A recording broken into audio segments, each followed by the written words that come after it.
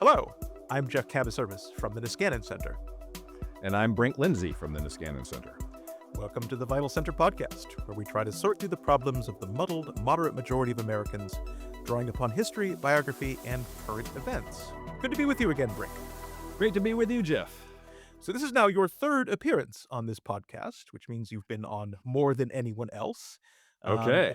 And there's two other causes for celebration, one of which is that we're finally recording in the same time zone, even in the same city, and that is Yes. because you are here in Washington, D.C. in connection with the publication of your great new book, The Permanent Problem, The Uncertain Transition from Mass Plenty to Mass Flourishing, which came out on January 5th, 2026 from Oxford University Press. Congratulations. Indeed.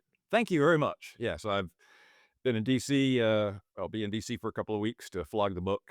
So it's, among other things, my first exposure to winter weather in 5 years. I live in Thailand. I found it exotic and exhilarating, not horrible. I know for a few days. Yeah, today is actually a particularly cold day. I am in the Niskanen offices, which are unheated because the building doesn't heat our offices on weekends or holidays. So I may actually put on a coat at some point during this discussion.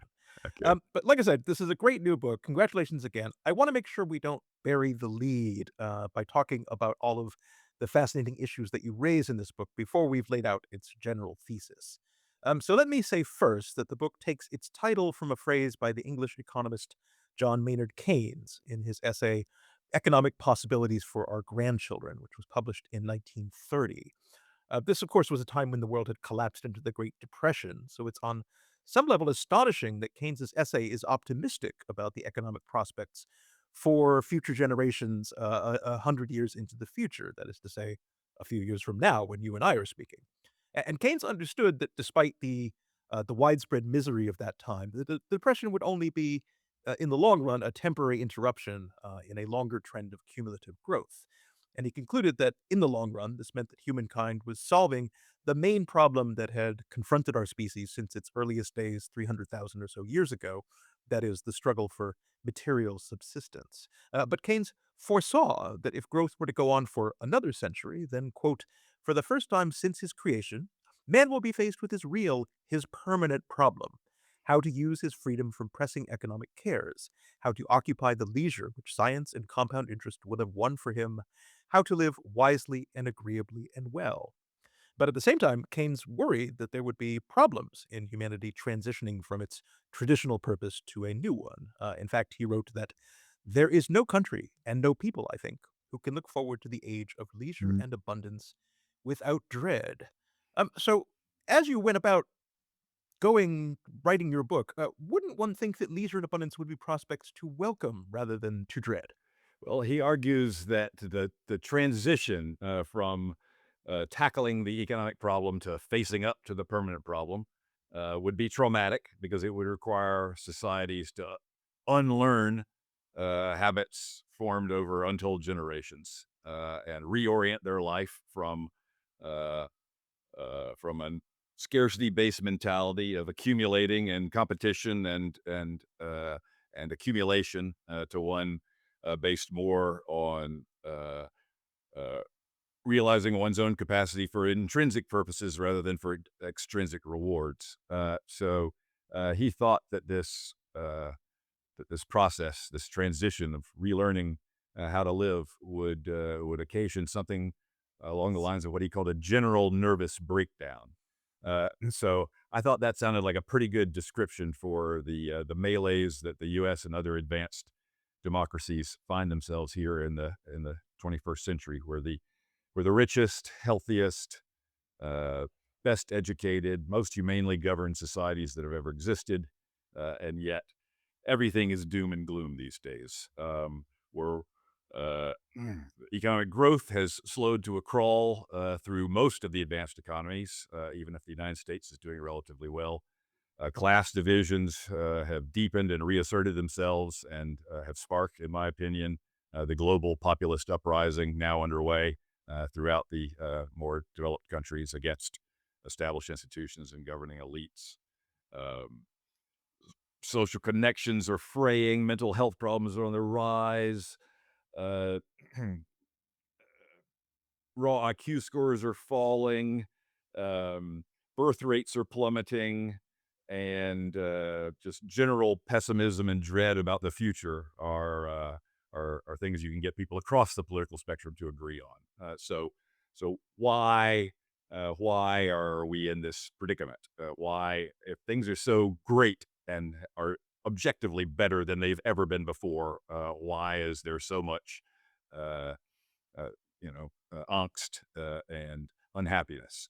And I think we are caught in this no man's land between mass plenty and mass flourishing. That having achieved a state of affairs where absolute material poverty is now in the rich countries the wild and tragic exception rather than the grim, dismal norm.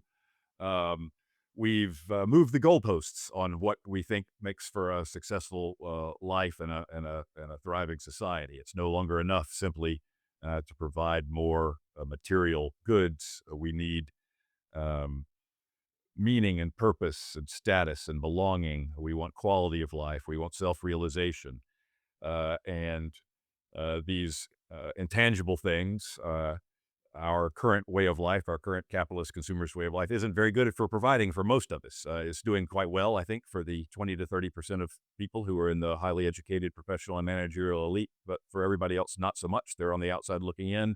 And I believe that state of affairs is an important contributor to the political mayhem that we've been undergoing in recent years. As a thought experiment, I once heard a joke in the Soviet Union back when there was a Soviet Union. The country falls on hard times, needs to raid hard currency, and so the Politburo sells Lenin's tomb and all its contents to an American entrepreneur, and he moves it from Red Square to Times Square, becomes a big tourist attraction. And then one day, American scientists discover how to reanimate a perfectly preserved corpse, and so they test their discovery on Lenin. It succeeds. He wakes up, he yawns, he stretches, he walks out of his tomb into Times Square with all of its skyscrapers and neon and huge crowds, bustling stores and businesses. And he claps his hands and says, "Yes, it all worked out exactly as I had intended." Yes. So what if Maynard Keynes were to be reanimated and brought here to present day Washington, D.C. with us? How would he feel about the predictions he had made in his 1930 essay? Well, he's certainly gotten some things quite badly wrong. He imagined that by now we would have progressed far enough along in substituting other motives for economic motives, that we'd only be working about 15 hours a week. So that was off. His own view of what a post scarcity uh, flourishing society would look like is very much of an Oxbridge Don's view of things, not really lining up very well with what a whole bunch of the human population might think of as the good life.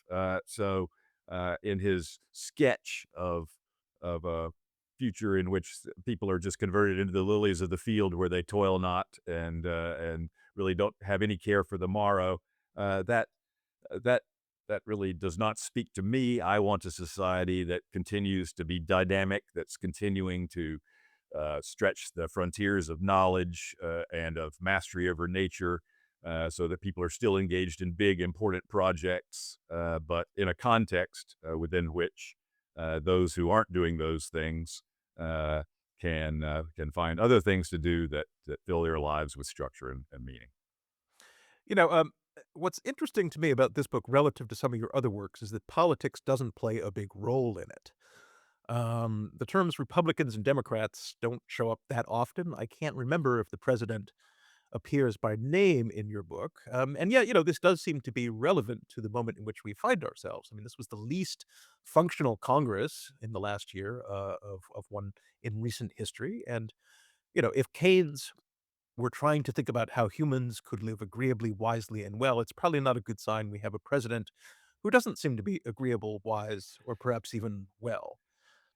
So I wonder if you had a conscious effort in thinking about things beyond politics in this book as you were writing it. Sure, thinking about things deeper than politics. So I politics comes up in the book. There's a chapter on our dysfunctional politics. It figures into my diagnosis of the ills facing 21st century rich countries, which I call a triple crisis of capitalism. I'll go into that a little bit, but it's a crisis of inclusion. That is a kind of breakdown in the relationship between growing material welfare and growing and improving overall well-being.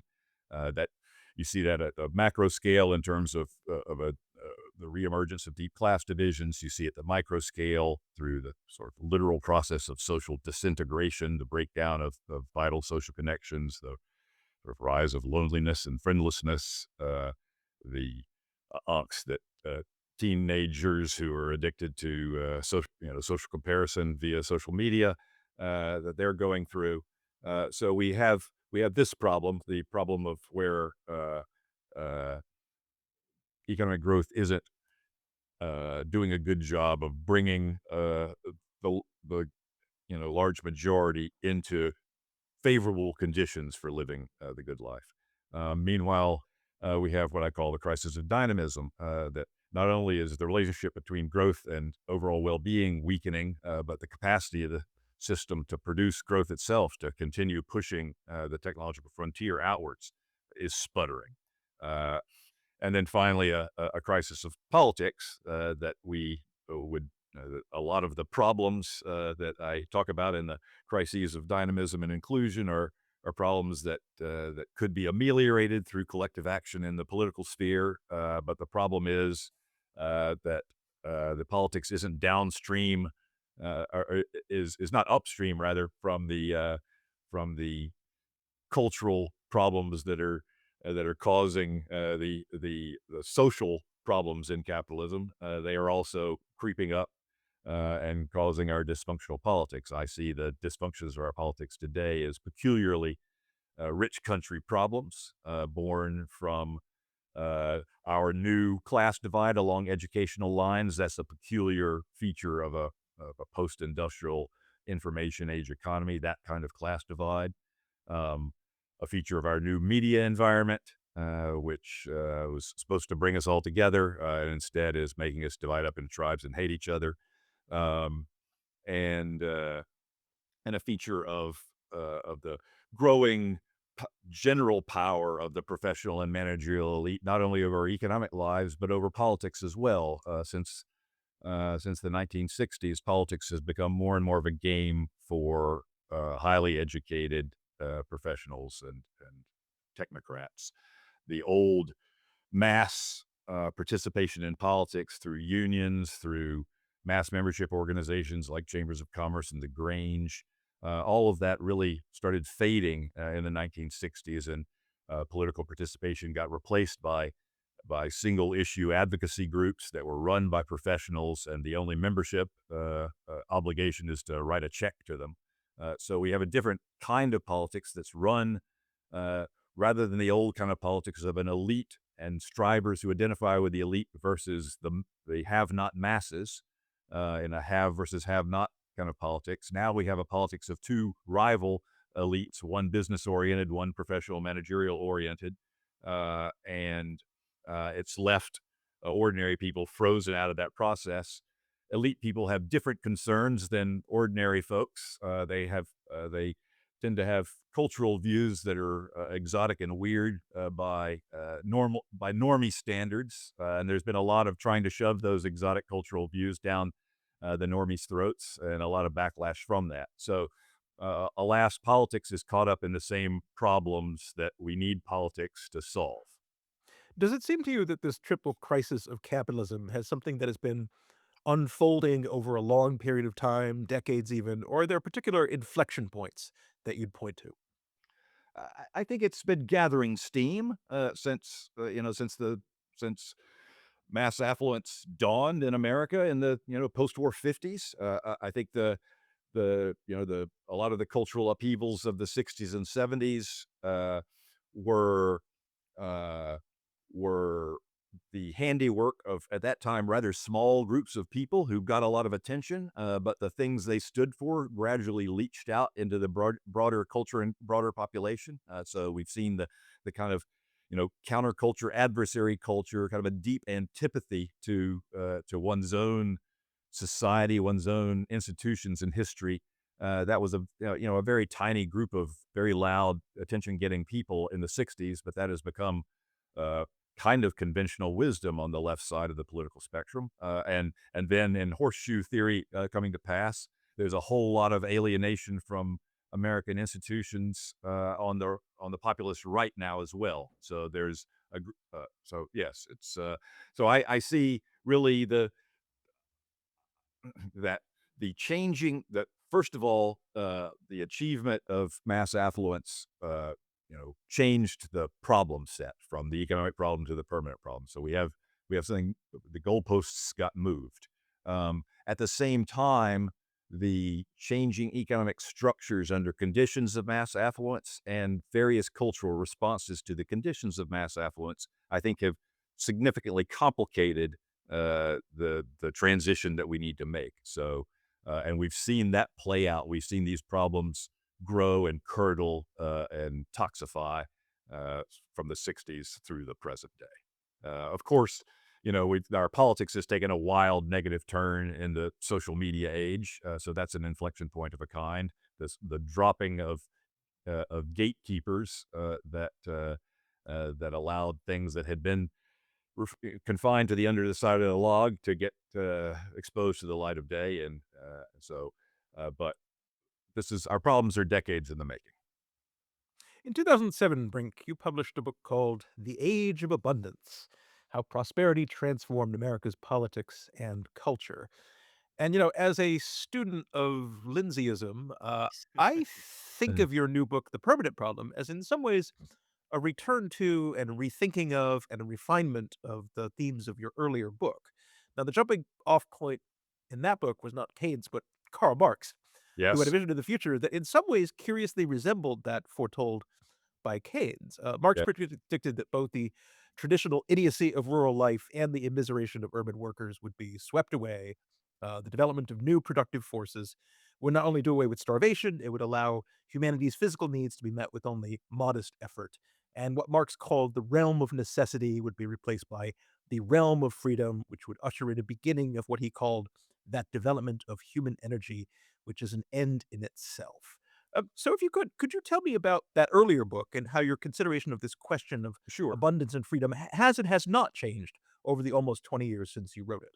Yeah, my working title for that book was The Realm of Freedom. I have a thing for titling books after libertarian boogeyman.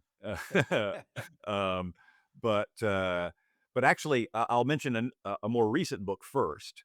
So I even though this book, if to people who know me and have read me before, certainly contains some clear departures and divergences from prior thinking on some important questions. Nonetheless, I see what I'm trying to do in the permanent problem is a real outgrowth from previous work.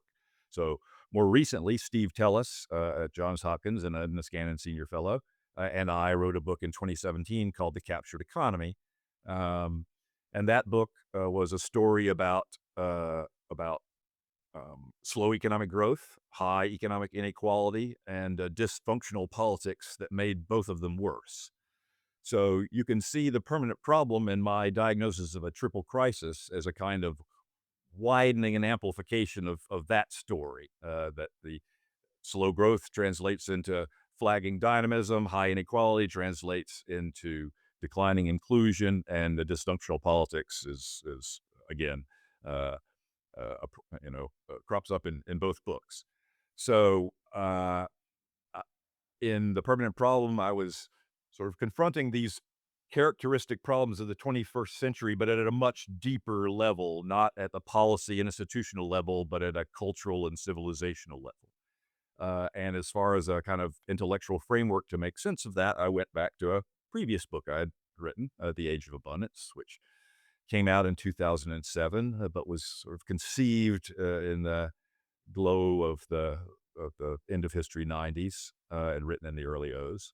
And that book uh, took as its starting point the claim that the advent of mass affluence, the transformation of a world from a world where poverty is normal to a world where poverty is exceptional, as as a radical and underappreciatedly radical change in the human condition, and that given such a huge change in kind of ground reality, we ought to have expected big political and cultural tumult in the wake of that change. That was the thesis of The Age of Abundance, written again at a at a time when a lot of the problems of the 21st century had yet to reveal themselves. I thought that I saw that the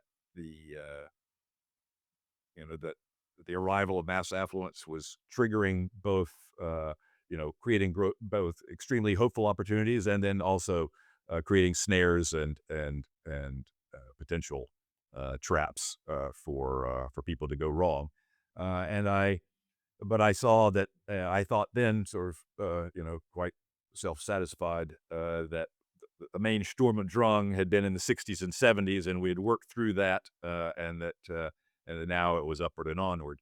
Whereas, in fact, I think a lot of the dark side of the cultural responses to mass affluence really started to make themselves felt only in the 21st century.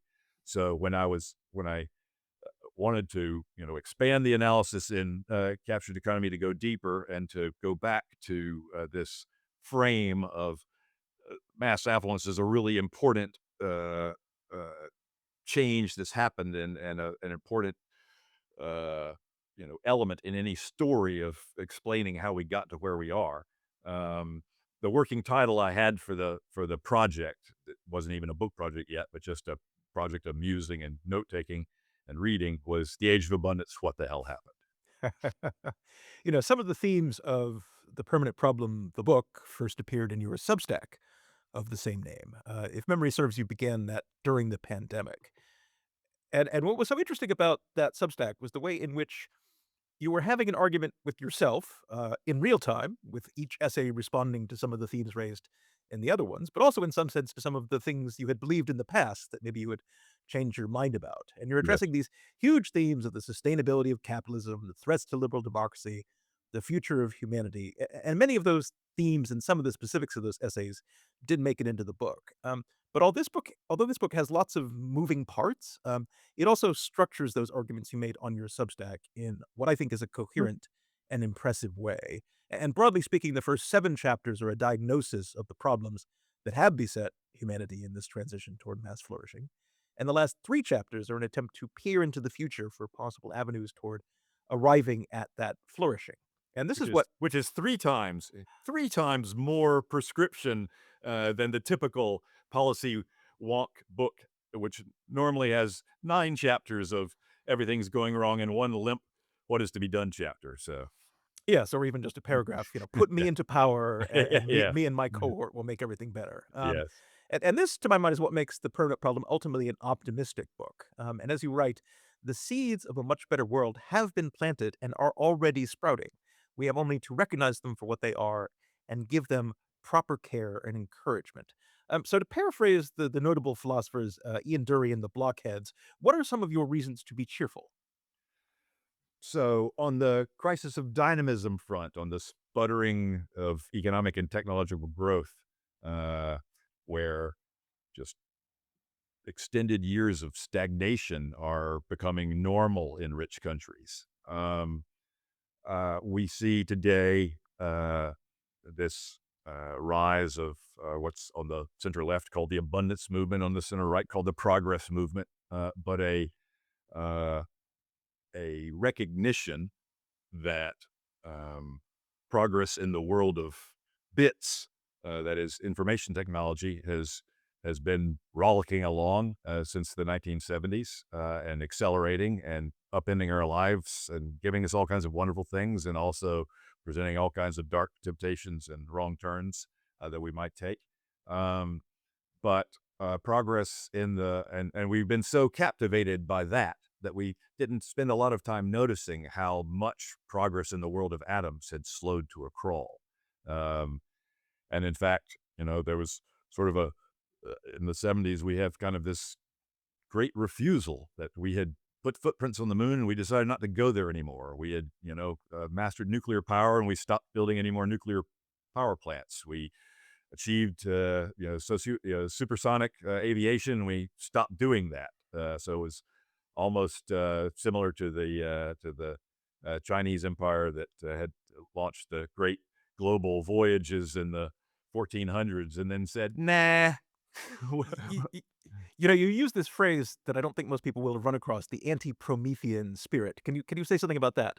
Yeah, so I talk about the backlash against large scale technological growth, which was intimately associated with the rise of the environmental movement. One could picture an environmental movement that was so techno optimistic. Technology is has rescued us from poverty. Yay! It's caused a lot of filth and degradation to the natural environment. Boo! The solution to bad technology is better technology. So let's come up with, let's figure out how to remediate our environment and figure out how to put filters on things and figure out how to develop new, cleaner sources of energy. But instead, um, the uh, environmental consciousness, I think we got rich enough where the sort of quantitative aspects of our life were going well enough, we could pay more attention to the qualitative aspects of our life. There's a kind of curve that as countries get to a certain GDP per capita, they start caring more about the the natural environment around them. So that I think was a natural thing to be expected at a particular time of economic development. But we just happened to hit that point in economic development right after a very bloody and awful 20th century with the deployment of industrial technology, not for mass improvement, but for mass death and for Holocaust. And then we had just, at the apex of technological development now was the nuclear bomb, which was, technological prowess deployed towards self destruction. And we lived under the shadow of nuclear annihilation. So there was there was a whole lot of reasons for people to be skeptical about the old naive belief in progress with a capital P, and so I think that kind of souring on that old naive belief in progress came was ascendant right when environmental consciousness kicked in, and we got what I call the anti-Promethean backlash, just a general hostility towards large scale rearrangement of atoms because of all the possible downsides. That fits in, I think, with a larger conservatism that isn't ideological in any way, just psychological. It's the psychologists talk about loss aversion, that people tend to care more about hanging on to what they have. Even at the expense of foregoing additional gains, because it hurts more to lose stuff you already have than to not profit further. And I think by the 60s and 70s, America had gotten rich enough that there were now a whole lot of people and a whole lot of groups that had a big stake in the status quo as it was, that further disruptive change meant a threat to their privileged position.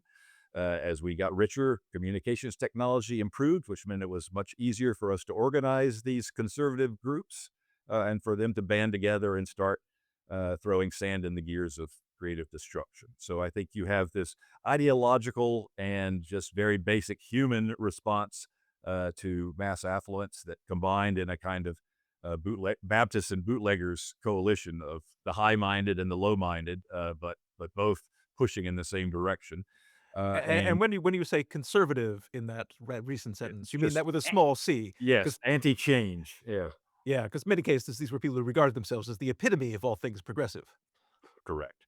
And so I think especially with on the center left with the challenge of climate change, and then across the board with the reemergence of global geopolitical competition with China, um, we're awakening to to the need to revive technological dynamism again, and so I think that's a constructive step. Um, it's occurring at the same time, uh, this sort of renewed, interest in dynamism in the world of atoms is occurring at the same time as a kind of cultural reappraisal of our headlong leap into virtual mediated experience online. That all through the 90s and O's, we just saw nothing but upside in the online world. And But since around 2015, 2016, um, there's been a general kind of tech backlash, people blaming social media for the sad state of our political discourse, people seeing spikes in mental health and emotional health problems amongst adolescents who are the people most exposed to the funhouse mirrors of online life. Um, we sense in ourselves, those of us who grew up in a pre-online world, we sense the deterioration of our attention span and our cognitive faculties under the deluge of constant short hit distractions, and we worry about what happens to young minds who didn't have our privilege of growing up in an analog world and learning to think when there wasn't an alternative to outsourcing thinking to ChatGPT. So there is this broad-based reappraisal of the relative merits of online life and flesh and blood life, and I think a kind of growing disgust with the dysfunctions of overexposure to virtual experience, and a desire to touch grass and sort of get back in contact with the physical and the personal. And that I think is a very healthy cultural development, and I think it marries with the technocratic wonkery of the abundance movement to produce a whole bunch of seeds for renewal and hope. As you know, most science fiction written nowadays tends to be very dystopian, apocalyptic, dark. But there are some of the technologies you're writing about in The Permanent Problem that would have seemed more familiar to readers of Tom Swift, and Arthur C. Clarke, and the more optimistic age of science fiction. And this includes things like vertical farming, artificial meat, 3D printers, um, AI, of course, but things like asteroid mining, and of course, all of the clean energy that will be needed to power these innovations, including geothermal and small modular nuclear reactors. But there's also, you say a need to use technology to lower the cost of living radically. And in this sense, you actually don't think the abundance movement is thinking big enough. It's just getting started, but so I don't want to say that they've I don't want to. There's no criticism in my assessment. It's just that it's a good start, and there's a lot farther to go. So just maybe a word about my vision for a more hopeful future, and it grows out of my diagnosis for what's wrong now. So, um, uh, in par- in particular, uh, uh, so one important change that has happened uh, is that once upon a time, technological progress, the progress of the capitalist system, depended upon large inputs of brute physical labor and mindless clerical labor contributions that ordinary, less skilled workers made. Those workers were arrayed on the front lines of progress along with their managers and bosses, all engaged in a common project of industrializing the country and pulling the country into modernity.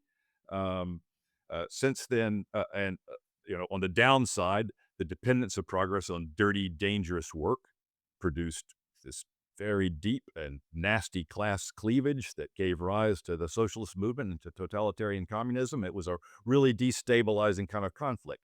Our conflict now is completely the opposite, the mirror image. Now, technological progress has weaned itself from dependence on the contributions of ordinary people. A lot of that old work has been automated, or in rich countries, it's been outsourced to poor countries.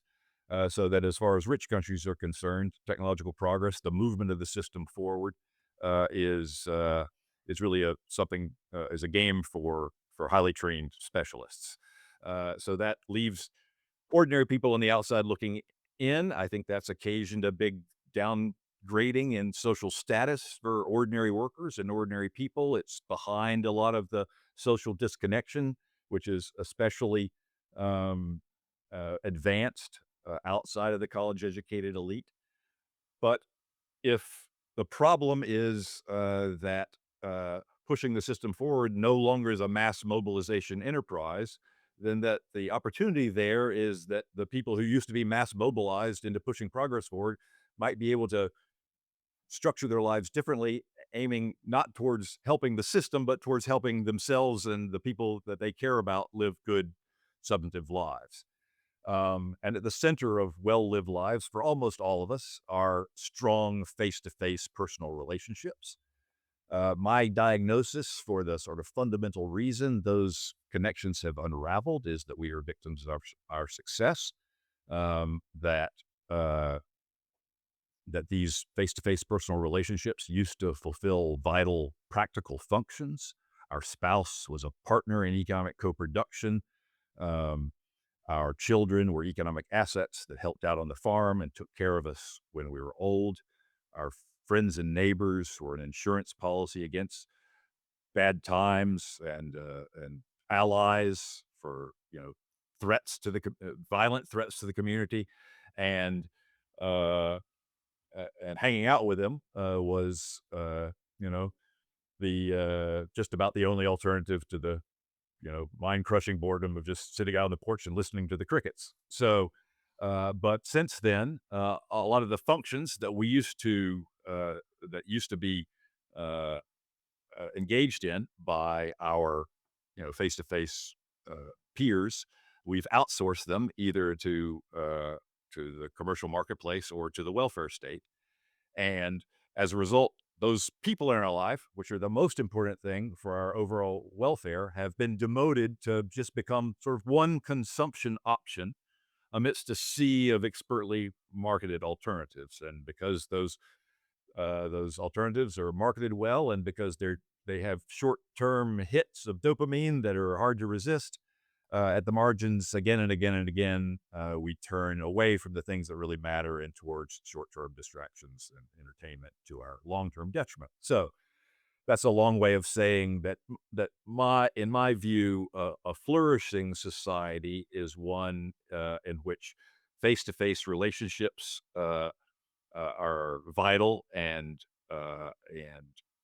durable and at and and are the foundation for most people's well-being and welfare, and that to make that happen, those face-to-face relationships need to be re-imbued with practical functions. So I envision a long-term future that is much more decentralized, much more pluralistic than today, organized in the long term around of course, there will still be big, large scale capitalism in big cities and people spending their entire careers doing that.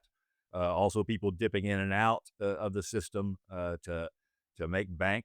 But outside of the large, extended capitalist order, I see a kind of archipelago of small scale communities that have a significant degree of self sufficiency, and that so technological progress, abundance, first needs to aim just to make us rich enough and to make the cost of the basic goods of modern life, housing, transportation, energy, healthcare, cheap enough so that we've significantly expanded the ranks of the independently wealthy, so that retiring in your 30s is an option for a lot of people. Working Keynes' 15 hours a week is an option for a lot of other people. Working episodically now and again over the course of your life when you want to is an option as well.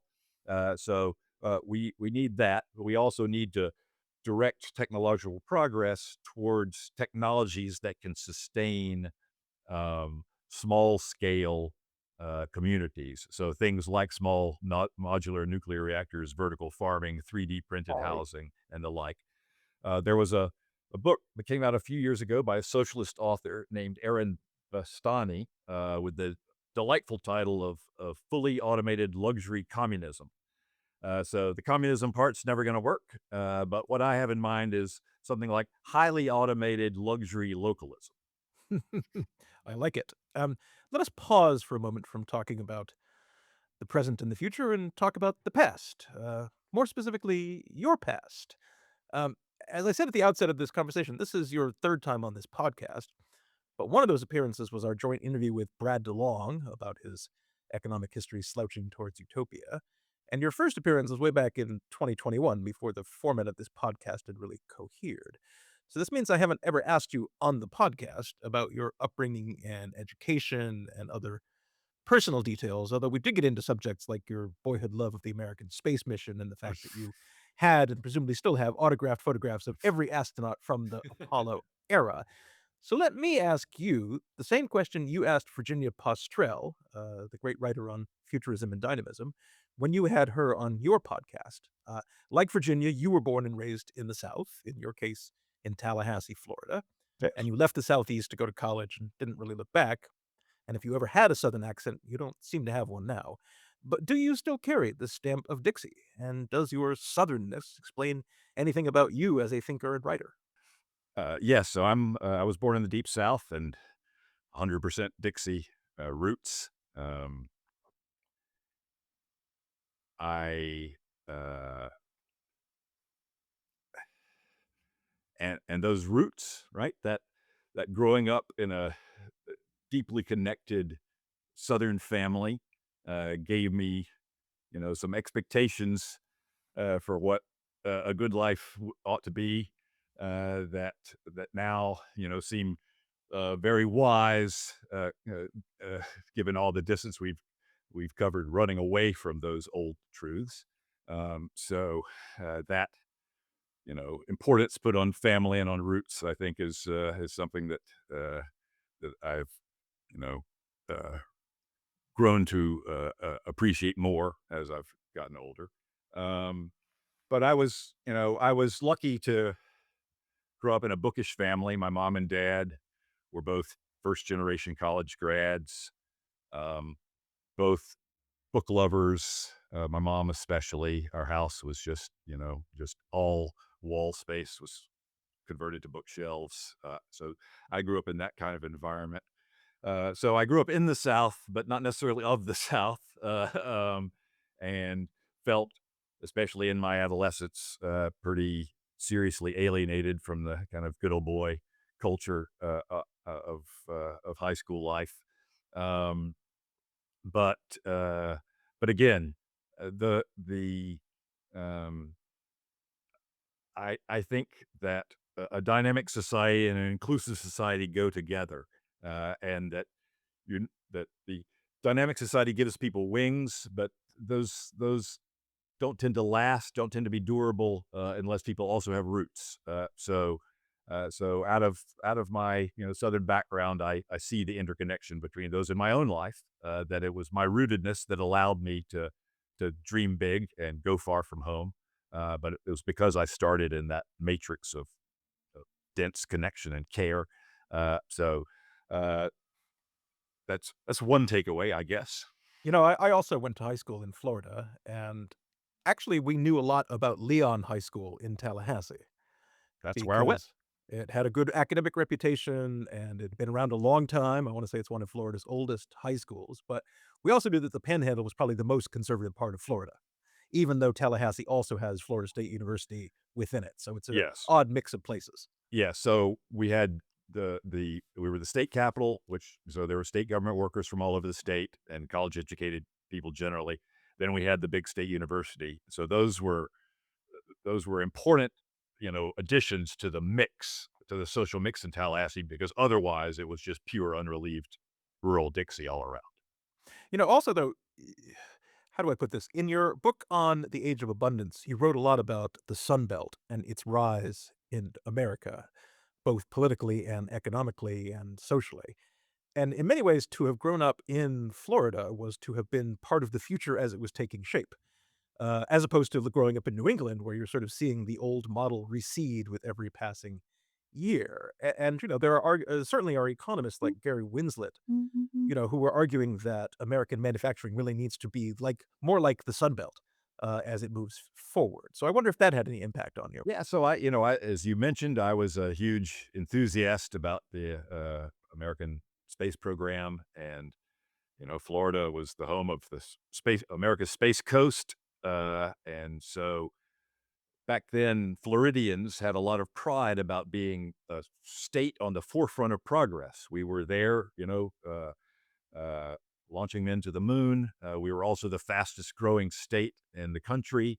Um, um, we, debuted a future of entertainment with Disney World in the early '70s. So there was a lot of dynamism in Deep South Florida in the '60s and '70s. Yeah. I grew up in Brevard County, which is where the Space Center is, and our area code was 321, as in That's liftoff. So there good. was that too. So you went to Princeton after high school, and Princeton is the most southern of the Ivy League schools geographically, at least, and maybe in other ways as well. Or did it seem to you that way? So it had that reputation. It traditionally was kind of a finishing school and attracted more people from the South, most famously starting with James Madison, who class of 1771. Um, but moving up there from Virginia. But at my time, I you know a lot of that old Ivy League culture was had been kind of still existed, but had been reduced to sort of camp. Right? We larked that stuff. We play acted uh, the the whole preppy scene. The preppy handbook had just come out like the summer before I started college, so it was all heavily dosed with irony, uh, which made it fun. We could you know play the old games, but with a wink. What was your major? I majored in history. And did you have a particular area of focus? I focused on sort of early modern history from, from Renaissance to American and French Revolution. So I wrote my thesis on the career of Tom Paine. I saw him as because he was a participant in both the American and French Revolution. So he was sort of the culmination of a lot of trends. And he has actually been much spoken of recently, back in the news. Was Indeed. Gordon Wood a big figure for you? So I read him in my American Revolution course for sure, and he was at Brown, not where I was, but I was and remain a fan of his writing. So when you were growing up in Florida, there were Confederate statues, monuments, other things like that in and around that part of Florida. When you were going to Princeton, Woodrow Wilson was still revered as having gone on from the presidency of the university to the White House. Do you have ambivalent feelings about the fact that Wilson has now been consigned to the dustbin of history? It's a funny thing because as a longtime professional libertarian, Wilson is one of the real, dark hats in libertarian historiography, uh, leader of the progressive creation of the modern regulatory state, um, and a determined foe, of traditional American limited government and constitutionalism. Um, and yet, uh, the sort of erasure of Wilson from Princeton, I just find weird and creepy and in the same realm as the airbrushing out of Bolsheviks who had lost out in power struggles in Stalin's purges. He was, a president of Princeton University who transformed the university and was as responsible as anybody for its modern form. Um, so to pretend that he's not important to Princeton's story is just to ignore history. So even though I'm not there's plenty of things that Wilson did, and what has gotten him canceled now is his ferocious racism and his moves to segregate the Washington D.C. Uh, employment and government service. Uh, but I'm fine with not. Uh, so Princeton should memorialize Woodrow Wilson because he's really important to their story, warts and all. I'm fine with not memorializing Confederate leaders who rose up in treasonous uprisings against the United States. We should remember them, but we don't have to memorialize them and laud them. So I'm okay with that level of iconoclasm of statue tearing down. I'm okay with that. Of course, when that got rolling, things just went insanely out of hand, and people tearing down statues of George Washington, Thomas Jefferson, who we, unlike the Confederate, generals, we revere those people in spite of their connections to slavery, not because of their connections to slavery. Um, and then, somebody even tore down a Frederick Douglass statue at one point in the mayhem. So, uh, mobs will be mobs. You mentioned your youthful libertarianism. How did you come by it? The typical gateway drug for libertarians, especially of my age, who came to these things in the '70s, is reading Ayn Rand. So I When I interviewed, Matt Swilinski, Mhm. who came under the influence of Rand as an adolescent, I pointed out that Jerome Tucil, I think, once wrote a book called "It Usually Begins with Ayn Rand." That's right. So it does. I'm not quite sure now these days of what's going on in the libertarian movement and how much that uh, old book now is still, you know, uh, producing converts, but it did for me. And, I read this book, which is about the world falling apart. I read it in 1978 when the world seemed to be falling apart. So I was a receptive audience. And so, um, I was filled with zeal, that I, had a mission in life to defend individual rights and uh, and individual freedom, against, the collectivist threat. Uh, and um, I still think that the core libertarian insights are important and carry a lot of weight. I just no longer see them as the sum and substance of political wisdom. I see them elements, of in a larger package of good ideas that you should be carrying in your head when you're thinking about politics. Did you have any political heroes in those younger years? I was too radical to have to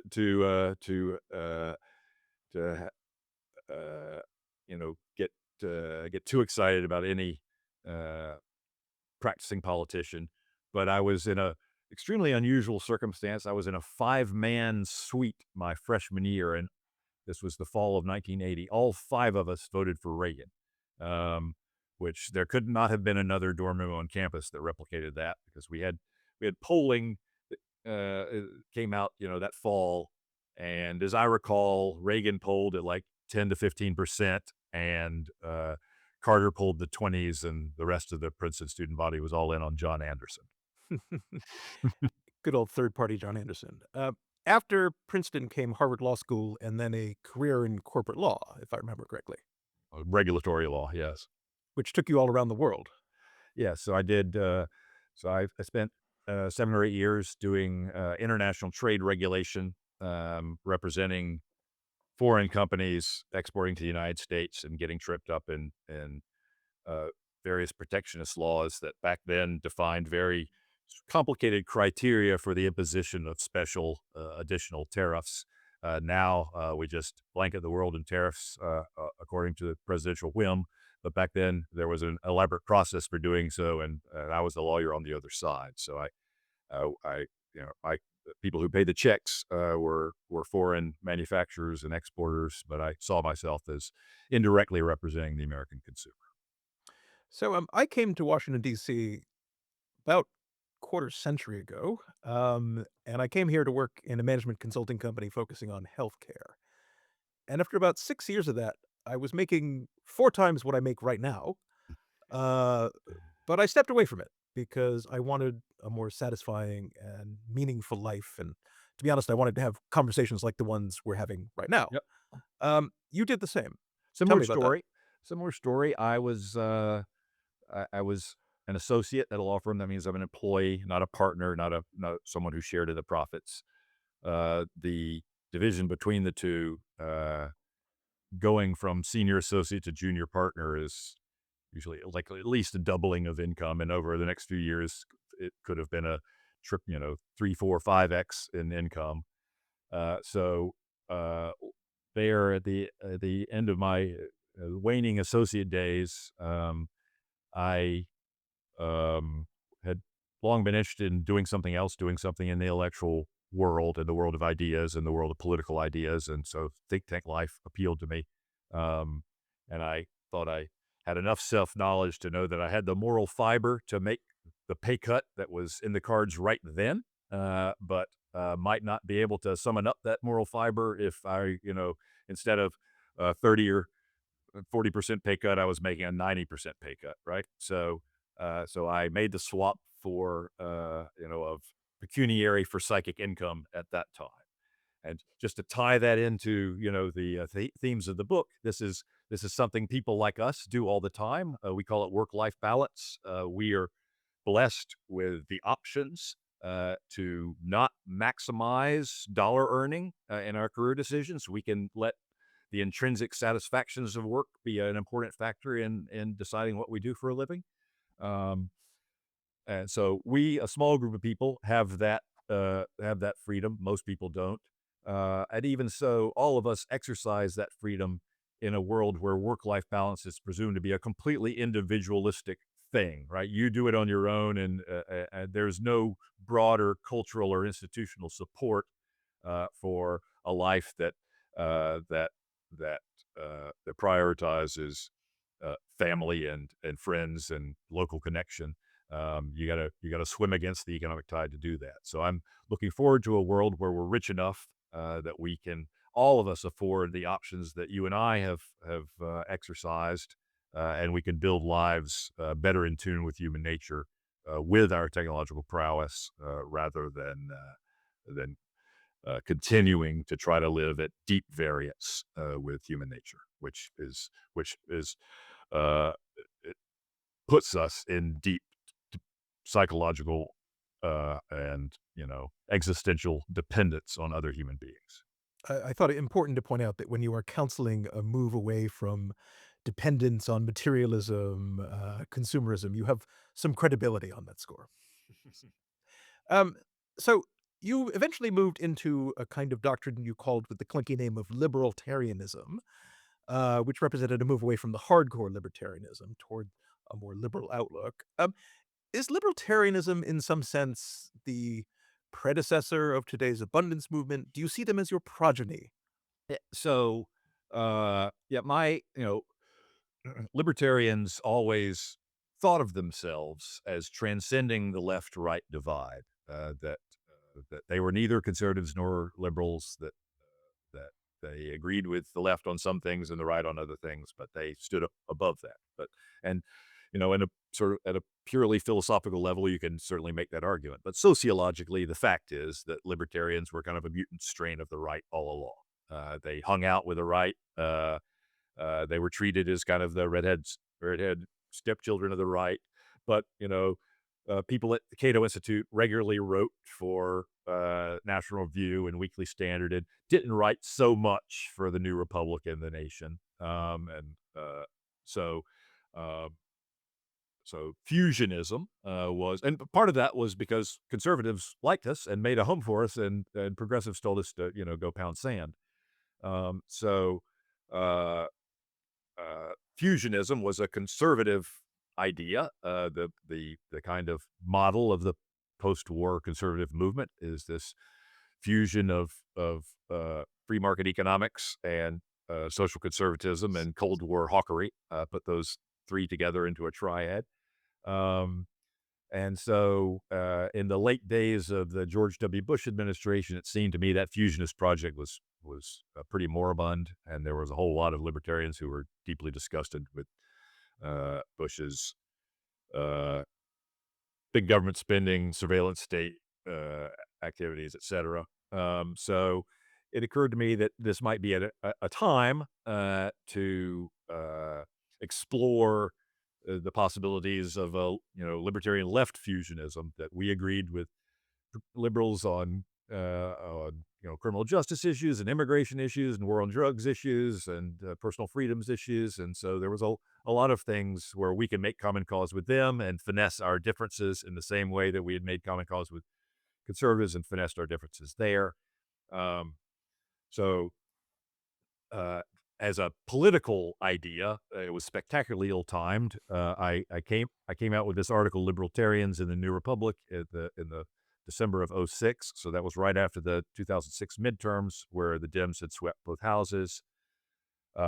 it is when Democrats lose elections, as in 2024, that they get into this lacerating, self-questioning mode and start wondering where they've gone wrong and thinking about if they need to reformulate things. But there was none of that going on in the period between '06 and '08. And then in '08, they found a once in a generation charismatic political talent, Barack Obama, who swept into office and carried both houses as well. And so there was just no appetite whatsoever for you know taking advice from outsiders. And at the same time, on the right, the Obama's victory made a lot of libertarians lurch to the right, and there was a lot less interest in my libertarianism from within the libertarian ranks than there had been before. But I would say, just as a rethink of the purpose or the utility of libertarian principles, libertarianism lives on in the Niskanen Center and in the abundance movement. So that these, as I said, I haven't lost faith in these core ideas: the suspicion of centralized power, um, the recognition of the immense creative power of bottom up spontaneous cooperation, especially as mediated through markets, an alertness to the ways in which government policies and programs, however well intentioned, can go disastrously wrong. All of those things are important partial truths. I think they remain underappreciated uh, uh, partial truths. At the time the libertarian movement came onto the scene in the '60s and '70s, at the sort of tail end of the huge growth spurt in social democratic governments throughout the rich countries, at a time when one third of the planet lived under regimes that were sworn to the complete extinction of capitalism. Uh, those insights were really underappreciated back then, and so I think the libertarian movement, served a real positive uh, role back then. So I came to see over the 21st century that the alignment between the partial truths of libertarianism and the main challenges today was not as good as it had been before. And so I came to see libertarian principles again as not the sum and substance of political wisdom, and certainly not, as radical libertarians see them, as justifications for the dismantling of the modern regulatory and welfare state. I now see them as tools for making the modern regulatory and welfare state work better. And we see that in the Niskanen Center's uh, policy vision, one which sees a robust entrepreneurial, go-go market economy and a strong, well built out, uh, well financed welfare state, or social insurance state, as not profound blood enemies and deep antagonists, but rather as necessary complements that make each other better. That complementarity of the welfare state and the market order uh, is, central to the Niskanen Center vision, and that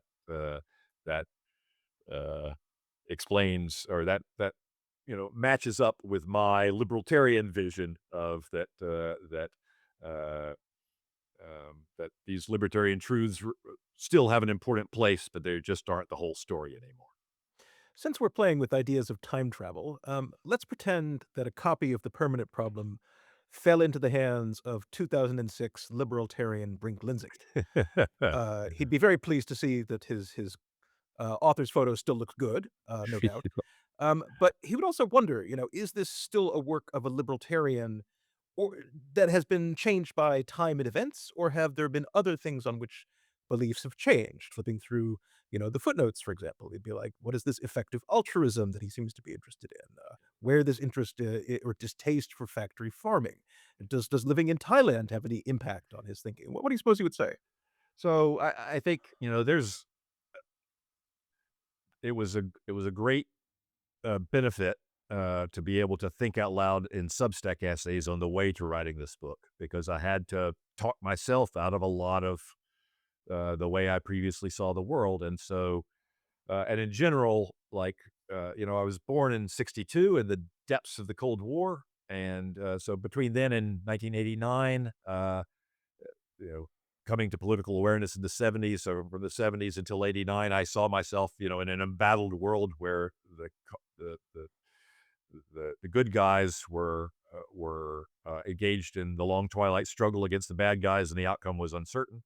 Um, but then, with the fall of the Berlin Wall and the bloodless collapse of the Soviet Empire, and then with the '90s internet boom, I became much more optimistic, and came to think that the path of least resistance was towards a freer, richer, better governed world. That there would be two steps forward, one steps back, and there would be trouble in the provinces, but still the main story was a very optimistic one in my mind. And so back then, when I was a professional optimist, cultural criticism, social criticism, pointing out the various warts and wrinkles of life under consumer capitalism, they all they all made me wrinkle my nose and roll my eyes, and so I didn't have a lot of time for any of that stuff.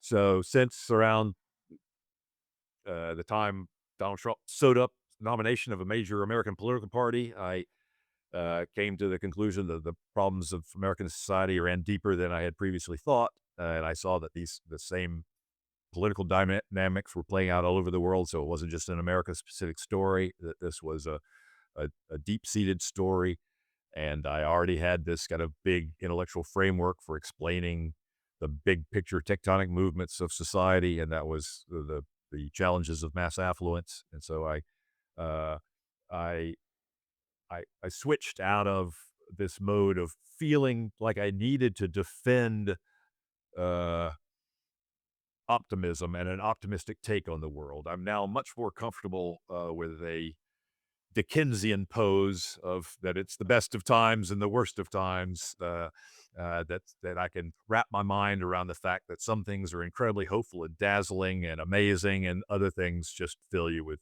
dread and gloom, and they're both happening at the same time. I'm not a temperamentally optimistic person, never really have been. So when I think about this question of flourishing, I tend to think about an experiment from the early 1970s. You might have heard about this, which successfully solved the permanent problem, not for humans, but for mice. And this was the Universe 25 experiment by John B. Calhoun, where he put four pairs of mice in a controlled environment, unlimited food and water, no predators, monitored temperature, and the perfect environment for mice to thrive. And indeed, they did explode in terms of population from 8 mice to over 2,000. But then it all began to go horribly wrong, and the population reached this kind of size and density where mice couldn't find their proper roles. Females stopped breeding, some males became super aggressive, even to the point of cannibalism. Other male mice became completely withdrawn, and then the whole colony died out. But it does occur to me, just in thinking about this, that to try to describe the future, particularly in a way that's hopeful, actually requires more courage than just being pessimistic and dystopian. Would you agree? Yeah, I think so. So, it's easy to look smart being cynical and poo-pooing things and pointing out the problems and things. And in our day, earnestness is very uncool. It's cringe. Yes, and easy to mock. Uh, and yet, I think that one of our biggest problems these days is the absence of any uh, uh, genuine, concrete visions of a more hopeful future. And so, even at the risk of being cringe and of putting forward, uh, a view of the future that some people can figure out ways to mock because it's different from what we're doing now. That's okay. That's what we need to do. We need to expose ourselves to that kind of uh, you know lazy criticism, that if we're going to build a brighter future and a better future, we have to take the risk of envisioning what it might look like, and making the claim that there's some ways of life that are better conducive to well-being and flourishing than others, and make the case for that. And so that's what I've tried to do, and in my own small way, I hope I've made some minute contribution towards that kind of outcome being more likely. No, I think you have. Because in some ways, to describe your hopes for the future is also to put a stake in the ground about what you hope might be accomplished politically in the here and now. One of the 19th century's great bestsellers was Edward Bellamy's 1888 novel Looking Backwards, Right. which was wrong in many of its specific predictions about the future, but nonetheless inspired huge movements in the labor movement, consumerism, socialist movement, progressivism. I think after Uncle Tom's Cabin, it was the biggest bestseller in 19th century United States. That's precisely right. So I hope your book finds a similar mass public. But at any rate, I'm really sure, Brink, that the ideas you raise will be picked up by other interesting thinkers and that it will have an impact for years to come. So thanks again for talking with me today, and congratulations again on your new book, The Permanent Problem: The Uncertain Transition from Mass Plenty to Mass Flourishing. Thank you, Jeff. It was a pleasure. And thank you all for listening to the Vital Center podcast. Please subscribe and rate us on your preferred podcasting platform. And if you have any questions, comments, or other responses, please include them along with your rating or send us an email at contact@niskanancenter.org. Thanks as always to our technical director, Christy Eshelman, our sound engineer, Ray Ingenieri, and the Niskanen Center in Washington, D.C.